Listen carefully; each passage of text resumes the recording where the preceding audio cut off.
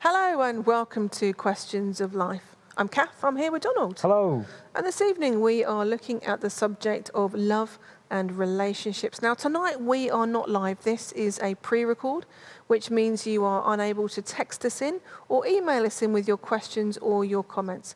Now Donald, as we talk about love and relationships, there's just something you want to share with us at the beginning of this session. Yeah, just as we're going to go into it, I want to just make a little statement. I want to choose the words very carefully, so I'm going to read it and you'll understand why. And just kind of give a context for what we're going to go on and do in a moment or two. So I'm just going to read something about homosexuality.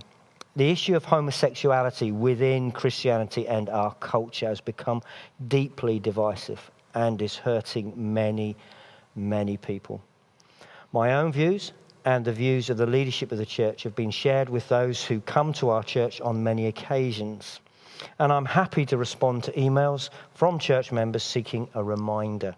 However, the overwhelming Jesus principles of grace, not judging, seeking unity amongst disciples, are lost in the extremes of debate that are currently existing. I do not believe God intends anyone to be defined or rejected by their sexuality or their views on sexuality. I'm profoundly aware of my own sin, and I'm not willing to have my words taken and used as stones to be thrown at others. Therefore, I'm not going to be making statements about this area on the internet that can be taken out of context and used by one side or another. So I thought I'd say that there, and then we're going to talk about love, we're going to talk about relationships, but that's why we're not going to talk about homosexuality. If somebody wanted to have a conversation with you on a one-to-one about it, you're more than happy Absolutely. to do that. It's just that we want to ensure that your words are taken not out of context and that people recognise your heart and our sense that God is a God of love. And we don't want to in any way get on any side and to throw stones.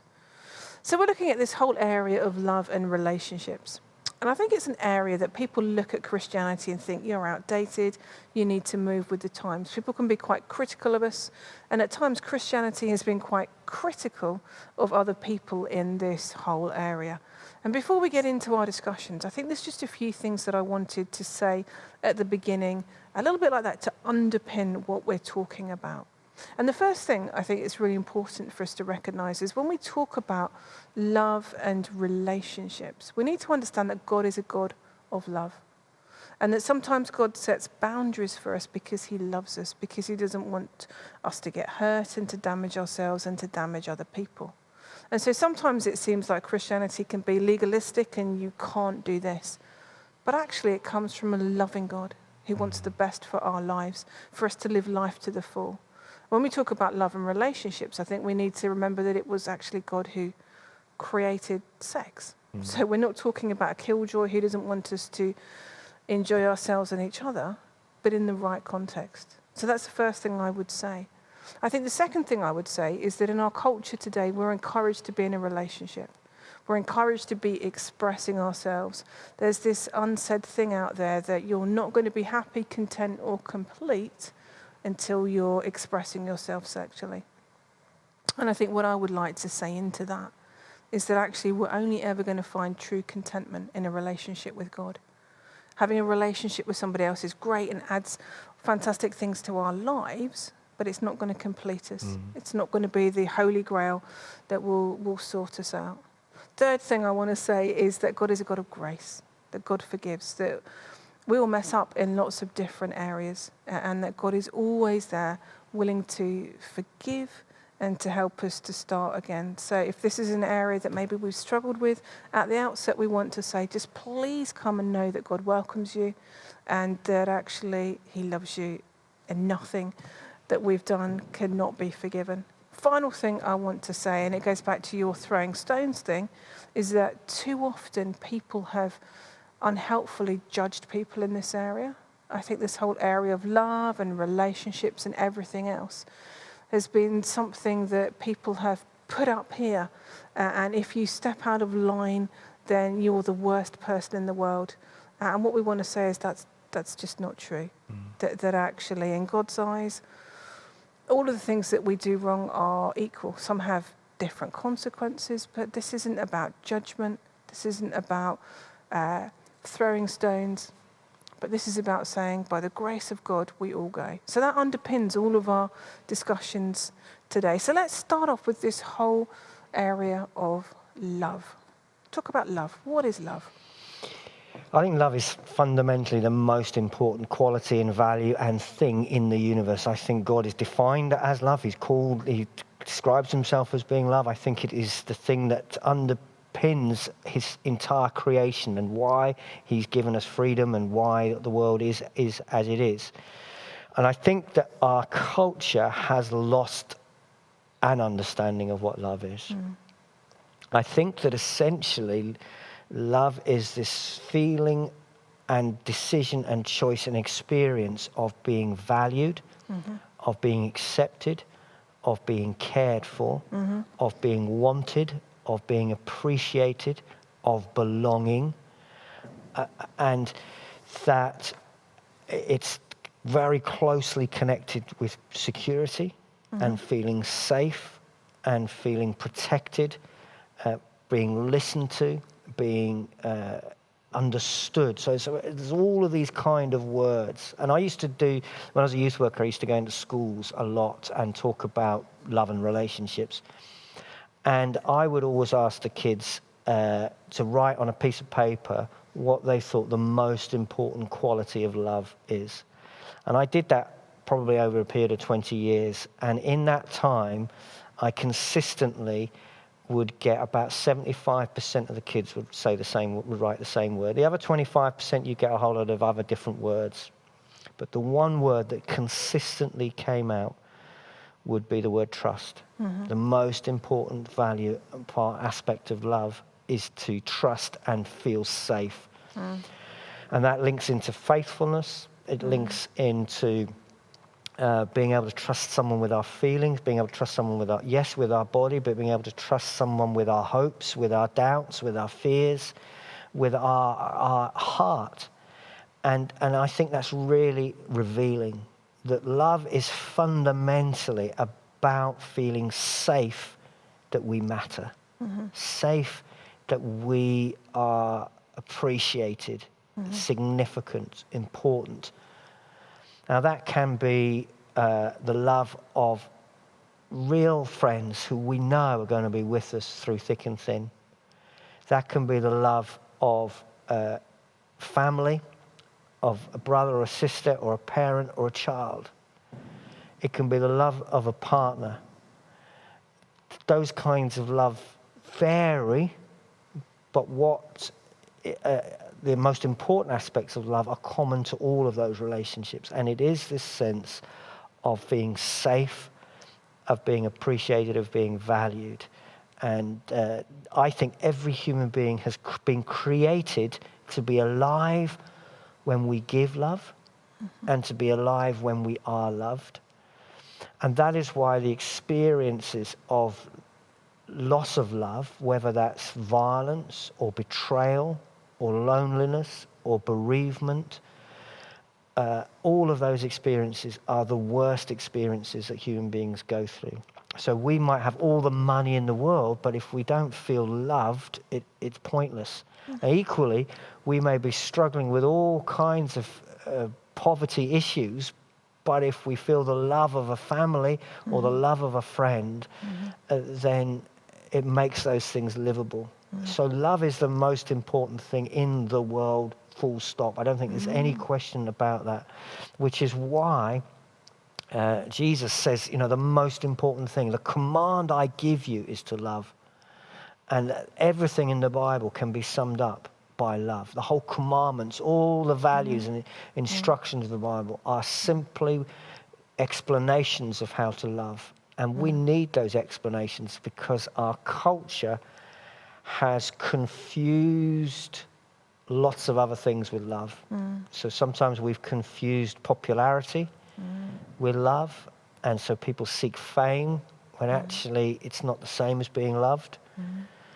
I think we've confused sex with love. So people talk about making love, and actually sex is not something that makes love. It expresses love, but sexual violence, sexual abuse does not create love. So there are lots of ways in which we are grappling to rediscover what love is.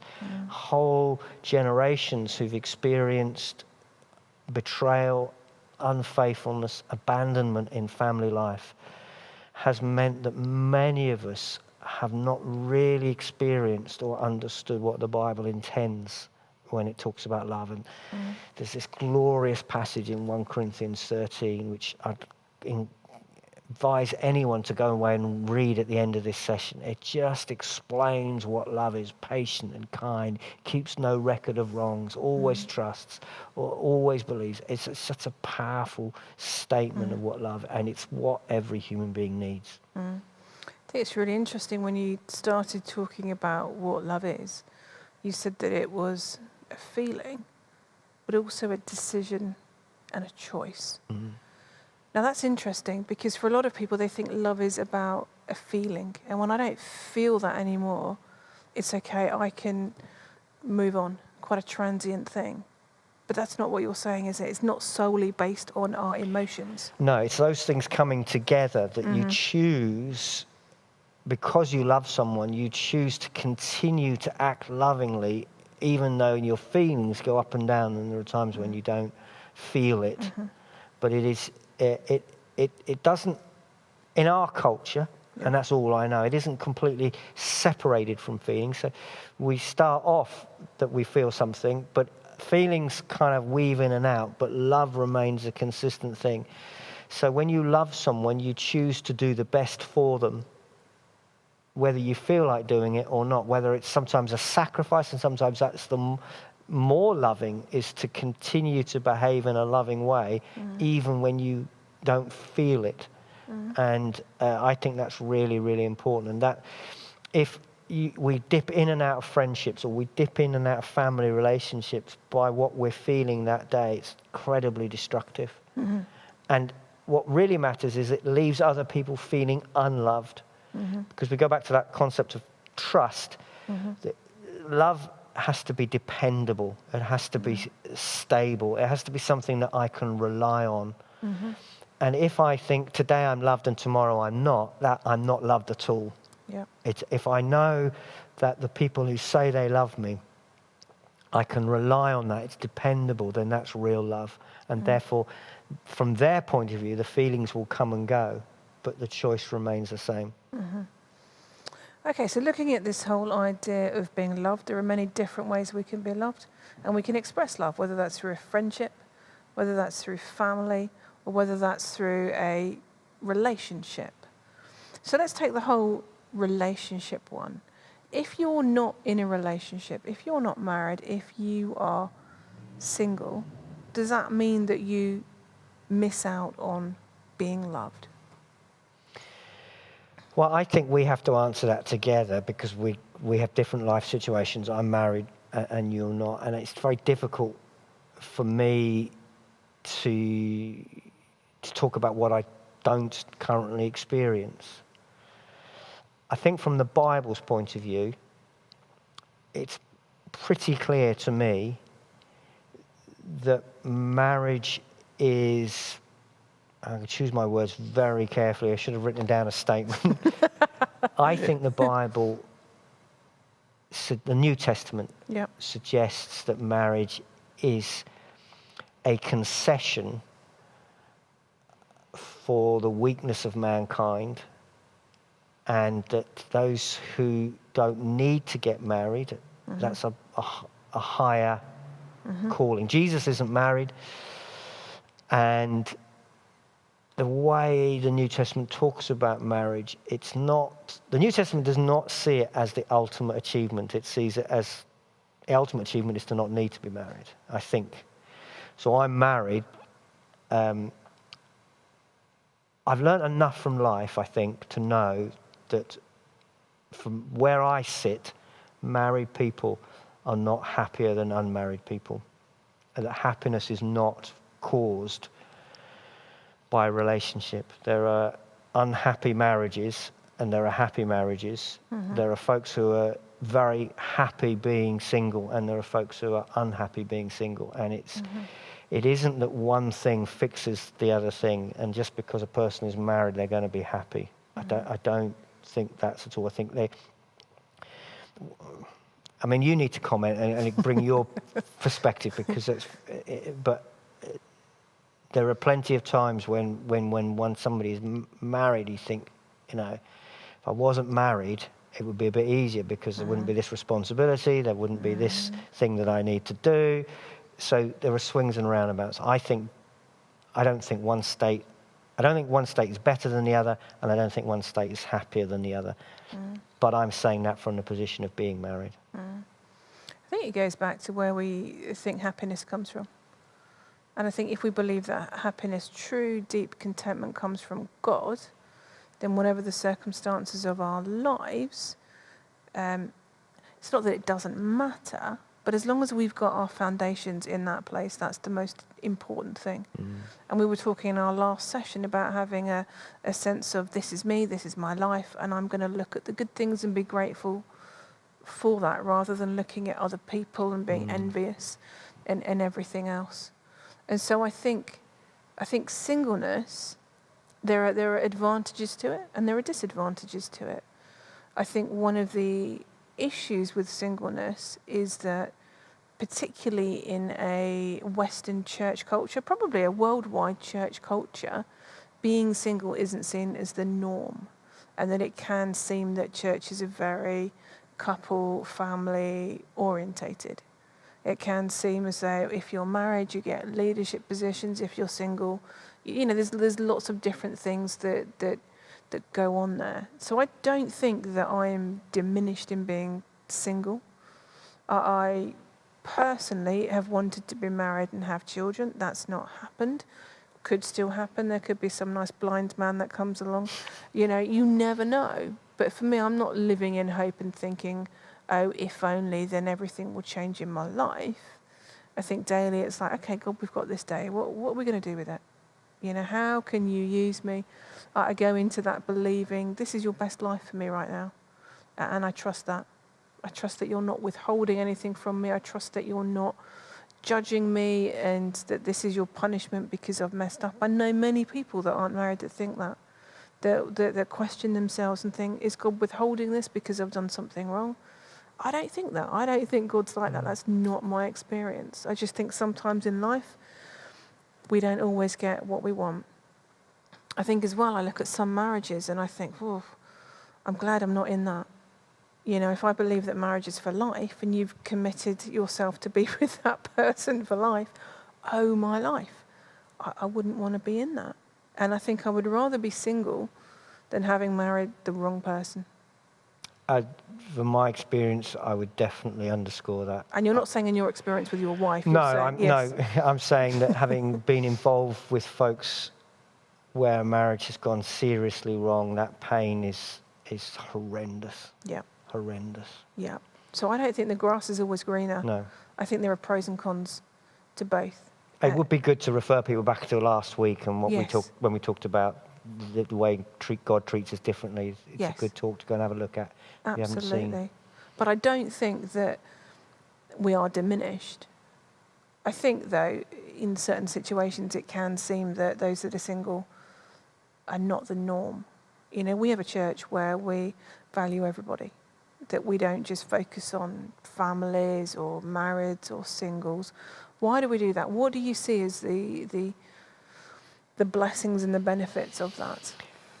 I think that God has created fundamentally us to live in community, and that community is at its best when it's all ages and it's extended, so that we all need uncles and aunts and brothers and sisters and grandparents, and that life comes from all ages interacting. It's much harder as a church. I have to tell you, it is much harder to lead a church that consciously strives to be not only intergenerational, but diverse in the type of people it wants to belong. And so it's really, we make it a real priority. It's not just lip service, it's a real priority to us to try to fully welcome and engage families and fully welcome and engage those who are single, to fully welcome and engage young people and to fully welcome and engage elderly folks, to fully welcome and engage the bereaved and the divorced as much as those who are looking for partners. And it's tricky because sometimes we think we want to be with everybody who's like us. But actually, as I observe it, that there's a greater richness when you have relationships with people who are different to you. And so I know from my own experience of family life that I think when you are a parent, you realize your inadequacies, and that children need lots of other people in their lives. And so we saw and have benefited from, in the church life, of them having grandparent type figures in the church, auntie and uncles who weren't really aunties and uncles, and people who came and were part of our life together. Some might have been bereaved, some might have been single, some might have had children growing up somewhere else. It doesn't matter. But actually, that diversity of relationships of all kinds of different people enriches us. And one of the things that I think our culture is wrong on is I don't think a family is 2 children and 2 parents. I think that's a really negative. A family is 60 people. And we're all part of it. And that's what makes community. And that's what we've got to strive to create as a church, where we all feel part of this belonging, whatever house we go home to, if that makes sense. And I think it enriches us all, but it's not always easy.